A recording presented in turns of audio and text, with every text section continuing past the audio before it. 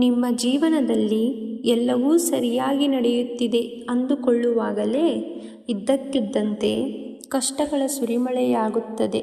ಅನ್ಯಾಯ ಮಾಡುವವರು ಆರಾಮಾಗಿದ್ದಾರೆ, ಆದರೆ ಸತ್ಯದ ಹಾದಿಯಲ್ಲಿ ನಡೆಯುವ ನಿಮಗೆ ಮಾತ್ರ ಯಾಕೆ ಇಷ್ಟು ನೋವು? ಯಾಕೆ ದೇವರು ನಿಮಗೇ ಹೆಚ್ಚು ಪರೀಕ್ಷಿಸುತ್ತಾನೆ? ಇವತ್ತು ನಾವು ತಿಳಿಯಲಿದ್ದೇವೆ ಕೃಷ್ಣನ ಆ ಒಂದು ಪರಮ ಸತ್ಯವನ್ನು. ನಾವು ಅಂದುಕೊಳ್ಳುತ್ತೇವೆ, ಭಗವಂತನ ಭಕ್ತನಾದ ನನಗೆ ಯಾಕೆ ಈ ಕಷ್ಟ ಎಂದು. ಪಾಂಡವರನ್ನು ನೆನಪಿಸಿಕೊಳ್ಳಿ. ಅವರು ಧರ್ಮದ ಹಾದಿಯಲ್ಲಿದ್ದರು, ಆದರೂ ಅಜ್ಞಾತವಾಸ, ಅಪಮಾನ, ಯುದ್ಧ ಎಲ್ಲವನ್ನೂ ಅನುಭವಿಸಿದರು. ಯಾಕೆ? ಕೃಷ್ಣನಿಗೆ ಅವರನ್ನು ರಕ್ಷಿಸಲು ಸಾಧ್ಯವಿರಲಿಲ್ಲವೇ? ಖಂಡಿತ ಇತ್ತು.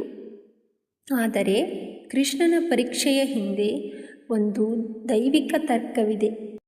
ಕೃಷ್ಣ ಒಳ್ಳೆಯವರನ್ನು ಯಾಕೆ ಹೆಚ್ಚು ಪರೀಕ್ಷಿಸುತ್ತಾನೆ ಅಂದರೆ ಇದಕ್ಕೆ 3